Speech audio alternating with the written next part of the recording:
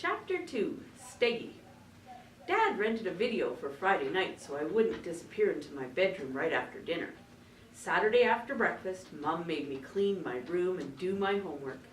Then Dad insisted I help him shovel the walks, which took forever because the snow was so deep. We both groaned about spring in Calgary. At least the sun came out and it was warm. By afternoon, they were ready to leave me alone and I got to work. I tore up strips of paper, filled a red plastic tub with water, and set it on an old towel on the table. I pulled out a green plastic bowl and half filled it with water. Then I searched for my white glue. While I was groping around in my plastic boxes, I spotted the dinosaur making kit behind them. Should I use it? Why bother? I thought as I straightened up with the glue in my hand. I opened the top and turned the glue bottle upside down over the bowl. The dinosaur kit was just junk. My hand tightened in anger, and a huge blob of glue oozed out and blurped into the water. I groaned. That was way too much. I stirred it in with a paintbrush. It was definitely too thick. I glared down at the kit. "It's all your fault," I muttered. "Maybe I'll use you just to thin out my glob." I grabbed the book, yanked out all the packing paper, and pulled the test tube out of the bag. I was going to dump it all in.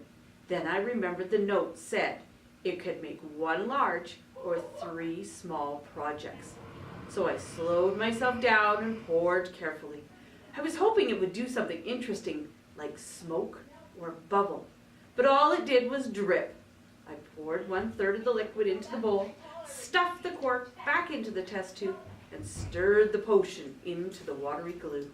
It was still too thick. I slowly added water until it was just the right consistency. All afternoon, I dipped newspaper strips in the watery glue and carefully wrapped them around my model. Soon I had sticky water dripping off my elbows, paper bits stuck to the back of my hands, and an itchy nose I didn't dare scratch. I rubbed it on my sleeve and kept working. Once I finished the first layer, I cut slits in the wet paper mache. I wasn't sure if I should do it right away or when the paper was dry, but if I waited and was wrong, I couldn't go back. I cut the slits with scissors and set in the wooden hearts upside down so only the pointy parts stuck out. My dinosaur books couldn't agree on whether the plates pointed straight up or if they alternated, pointing up to the left and then up to the right. All down the spine. So I picked alternating because I thought it would look good. Then I set the dinosaur on the windowsill to dry. It wasn't ready for another layer of paper mache until Sunday morning. I did a second thinner coat and left it in the sun to dry while Mom, Dad, and I went tobogganing. We walked down to Confederation Park, all layered up in ski jackets and pants and boots. Not because it was cold, but because the snow was melting and we knew we'd get soaked. Dad picked a north-facing slope because the snow was already gone in patches on the sunny side of the park. We had an awesome time, whipping down the hill. The snow was really fast because it was so wet.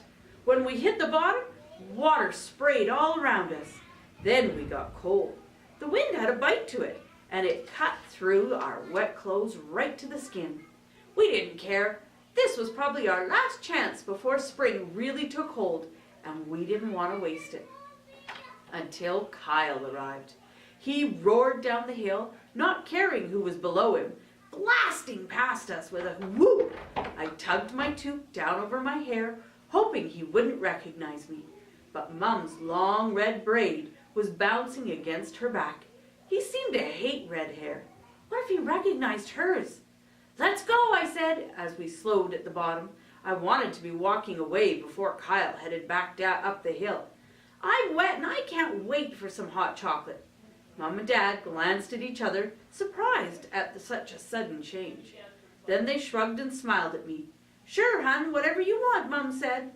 Dad chased me while Mom pulled the toboggan behind us. I dashed up the hill out of the park, glancing over my shoulder. Kyle was trudging up the slope looking down. He hadn't seen me. We came home soaked, red-cheeked, and happy. After changing into dry clothes and warming with mugs of Dad's special hot chocolate, I went upstairs to add 1 more layer of paper mache.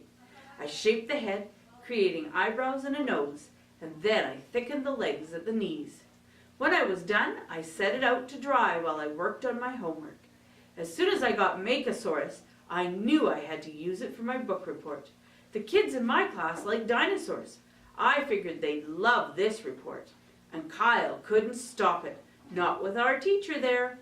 On Monday, I wore my dark green dinosaur t-shirt, the one with a picture of a dinosaur skeleton in the middle and paleontologist in training written underneath. And I brought Makeosaurus and my almost finished Stegosaurus. On the way to school, I named him Steggy. I'd wanted to bring a finished model, but it turned out bringing a partially done one was a way better way to explain the book. The whole class seemed interested, even Kyle, except he tried to hide it. I could tell everyone liked it by the silence and by their eyes intent on me, my t-shirt, the book, and Steggy. But when it was time for questions, Kyle crossed his arms and glowered, and suddenly everyone was looking down. My teacher, Miss Dubois, said, "What? No questions? I thought you guys would be bursting with them after such an interesting book report." Kyle shot rays of hate out of his eyes at me. Everyone's owls kept their eyes glued to their desks. So Miss Dubois asked a couple of questions, then I sat down. I was so mad. I could tell by all the glances from the kids around me that they were really interested in Steggy. I sat and stroked his back. I carefully packed him in my backpack at recess so no one could take a look while I wasn't there. If they didn't have the guts to disobey Kyle, I wasn't going to let them touch Steggy. After school, Kyle stood on the steps, glowering at anyone who glanced my way. Steggy and I walked home alone. I went right back to work on Steggy when I got home. He'd be great, and no one at school would ever see him again. I cut 4 large teeth from the comb for spikes on the tail, putting my anger into every cut. I hate Kyle. Snip. I hate Kyle. Snip. When I picked up Steggy, I calmed down. I wasn't angry with him. I used a big needle to poke holes for the spikes and glued the spikes into place. Using the tip of my scissors, I dug out larger holes in his mouth and glued in bits of gravel for teeth. Then I glued on some googly eyes, the kind that rattle when you shake them. I got the jar of poppy seeds Mum said was in the back of the fridge and used a paintbrush to coat Steggy in glue. Carefully I sprinkled poppy seeds onto the wet glue, but I should have worked one section at a time. The glue dried too fast, and I had to put on more glue near places poppy seeds were already sticking. Soon I had poppy seeds in my glue and glue in the poppy seeds. I guess the extras weren't going back in the fridge. Eventually, Steggy was all gray from little seeds, and I could soak my brush and hands to clean up while the glue dried. After supper, I dug out my paint, 4 paintbrushes of different sizes, a cup for water, and a roll of paper towels. I flipped through my books until I found a colored Stegosaurus painting I really liked and set to work. I started by painting most of the body green. While the paint dried, I worked on my spelling list. Then I used beige paint, mostly along the spine, with some trickling down between the back plates. I let it dry another hour while I finished a page of math and had a shower. Just before bed, I pulled out the red paint. I painted red edges on the back plates and red stripes on the white spikes.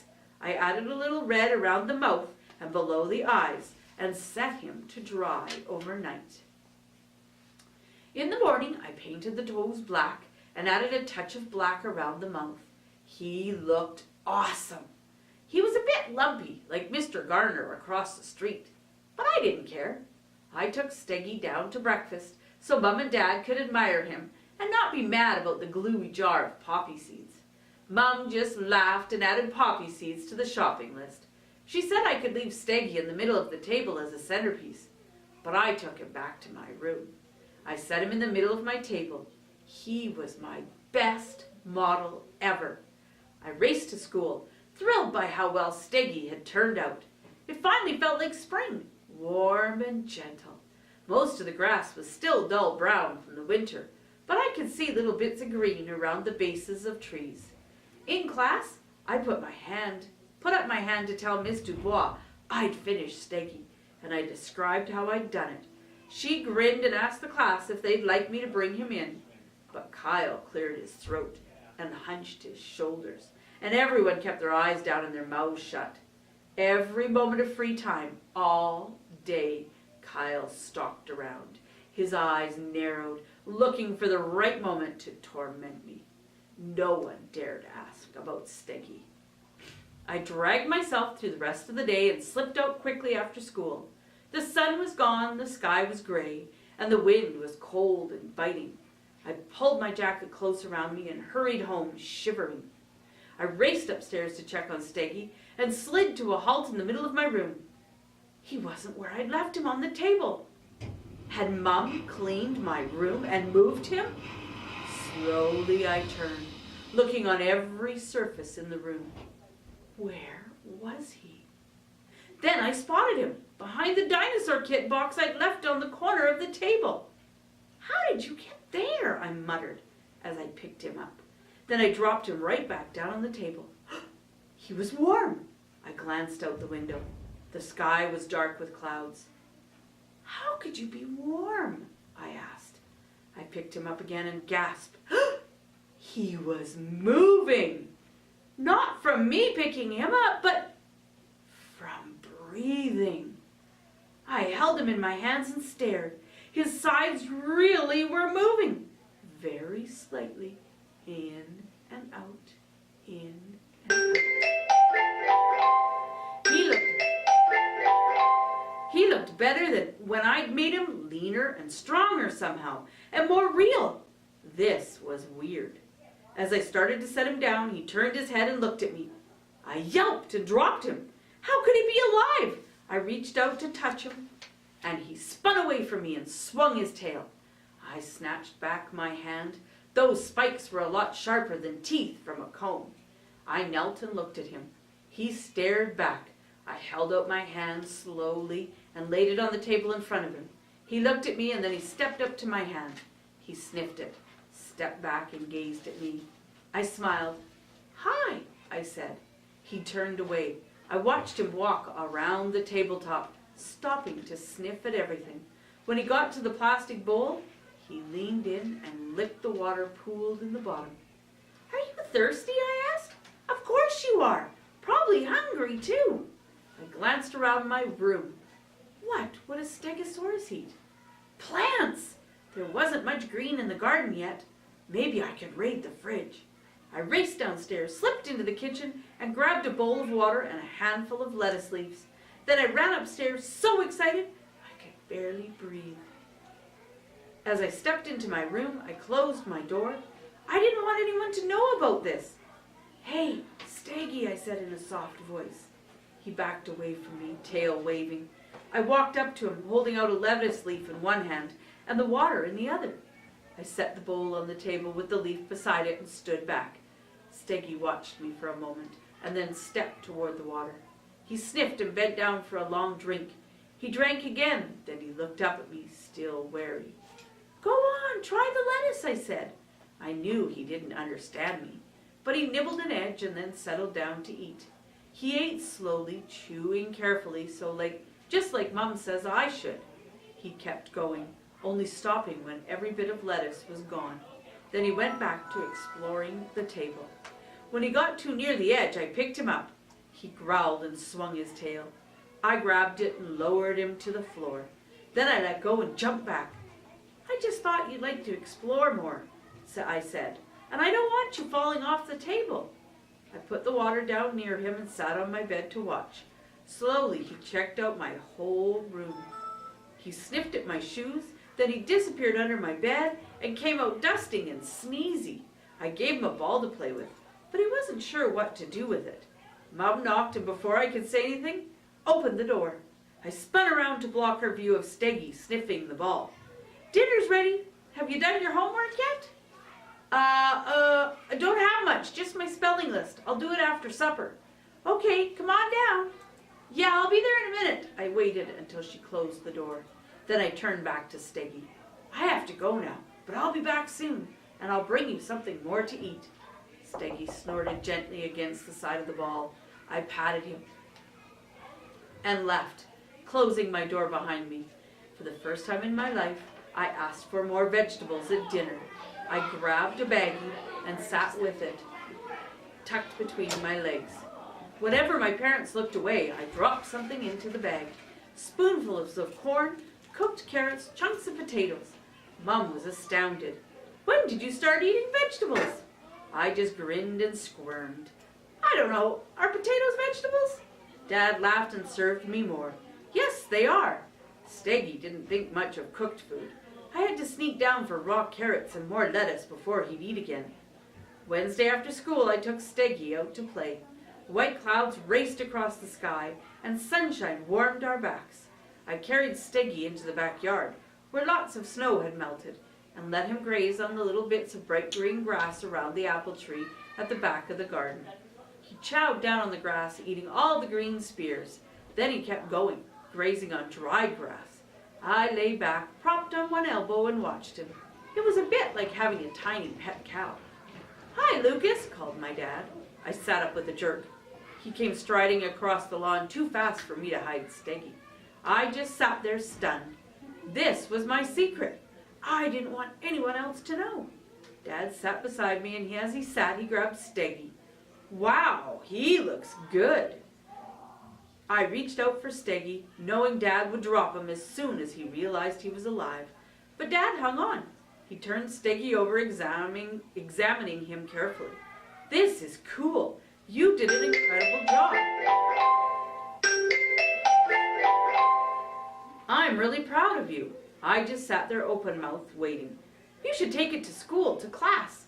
I bet lots of kids would be interested in how you did it." Yeah, right, I thought. Not with Kyle around. Dad put Steggy back on the ground, jumped up, and turned away. "Dinner in half an hour," he called over his shoulder.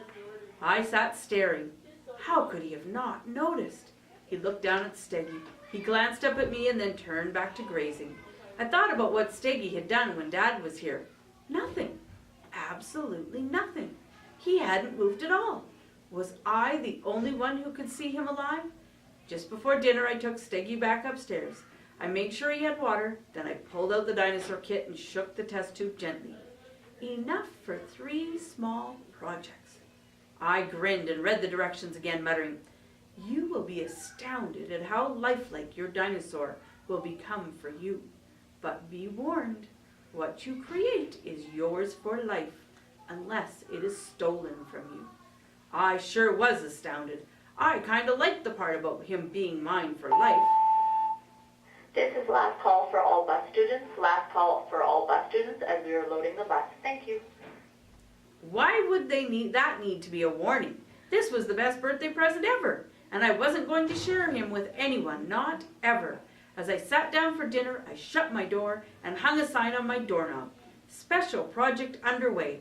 Do not enter.